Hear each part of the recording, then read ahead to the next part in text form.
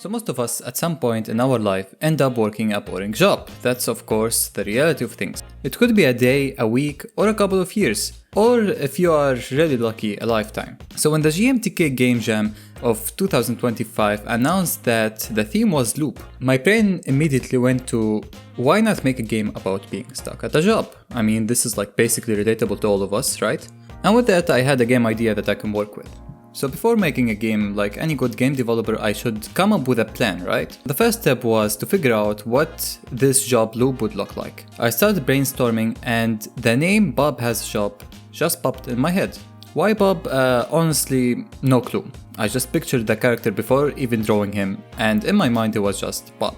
Sometimes names choose themselves. Now, after 8 years of making games without actually finishing anything remarkable, unless you count that one game where I had invested too much in the art and that was just the highlight of the game, nothing else. So for this game jam, I wanted the game loop to be pretty simple. It goes like this. Bob works in an office, and in that office he has two options. Either to work honestly and just make very little money, or he can steal and make pretty much a lot of money. But the thing is, if he works honestly, he earns money slowly.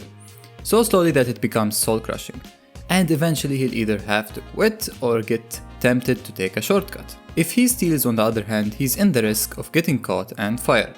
And no matter what path you take, Bob will always end up spending all his money and crawling back to that same desk to start again. In my mind that was a perfect loop, just depressing enough to be relatable. And here is where my questionable game dev priorities kick in. Instead of starting with the mechanics like any sensible developer, I dove straight into creating the art. I know people would say don't make art before gameplay, but I've never claimed to be wise. I started by designing the office environment.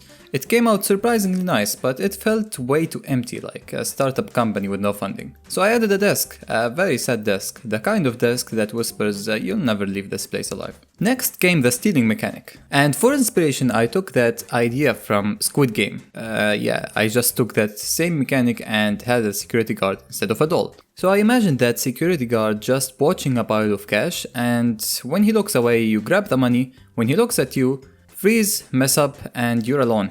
Finally, I created Bob. Just Bob.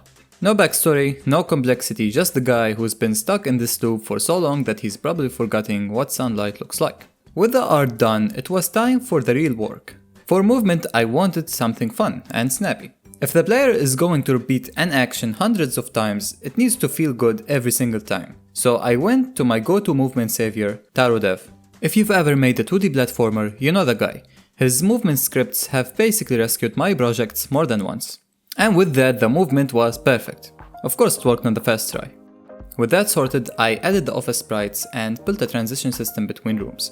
So the transition system is pretty basic, like I have an image on top of my canvas and I just modify its alpha value to match the amount of transition I want. So I go from 0 to 100 and it's black, I go from 100 to 0 and it's gone. Other than that, I have colliders that you can collide with to move from one room to another. I just change the player position and the camera position. Yes, I didn't think of a better way. And now Bob has officially his own prison. Workspace. Office.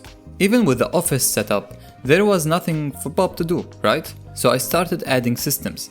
First we need a bouncy chair, just the type of chair that you would love to bounce on for the rest of your life. On that chair you can jump to earn money. I have no idea why I did that, but I wish in real life it worked that way. And of course the second system is the stealing mechanic, so once the card is not looking at you, you can go to him and just jump around the cash, and that would just give you more money than if you would just jump on that chair. But of course that route is way more risky. At this stage the game worked, but it didn't feel right. It was missing something important: atmosphere. So I got to work. I found some music and SFX online to give the game some more personality, and I added some lighting to the scene while dimming the whole scene lighting to make it less bright corporate space, and more like you're trapped here until further notice.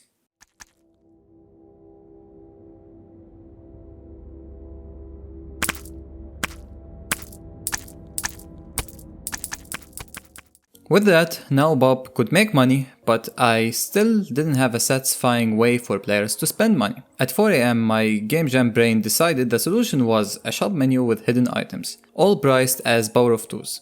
Don't ask me why, it just made sense at the time. The items themselves, kind of complete garbage.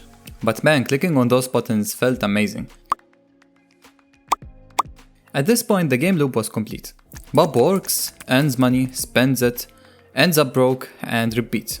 Still, I wanted to give it more polish. First, I built a main menu. Nothing fancy, no key binding option, just enough to start the game. I learned the hard way that spending hours on menus in a game jam is just a trap. Next, I needed to add some form of narrative. Every so often, Bob's boss would pop up to tell him to work harder or make ridiculous comments. This instantly made the game feel more alive and surprisingly much funnier. Then I implemented a promotion system. Hit 100 coins and you get promoted, and your pay doubles. Reach 250, it triples. It gave players a little extra motivation to keep going, even when the loop started to feel repetitive. By now I really wanted to add more features, but I knew that if I didn't stop here, I'd run out of time for testing and fixing bugs, so I forced myself to stop. Now came the final step, uploading to Itchio.io. I mean, that's pretty simple, right? Like, I have time, I can just click upload and that's it. Yeah, no. Turns out you actually need to make a game page. So with the clock ticking, I picked some colors for my game, wrote a quick description, and made a basic panel. For the background, I made an image of Bob staring at the play button, which unintentionally looked way better than I expected. After all that work, and I was really cooked at 4 AM, but I clicked submit. Now for the results. When I first uploaded the game, I was nervous. I was expecting comments like, "The art is bad, it's buggy, why is this even a game?" Instead, I got a wave of positive feedback. People said they have enjoyed it, loved certain mechanics, or found the concept surprisingly relatable. That was a huge relief. When the voting ended, I checked my scores. Turns out the highest rated category was narrative.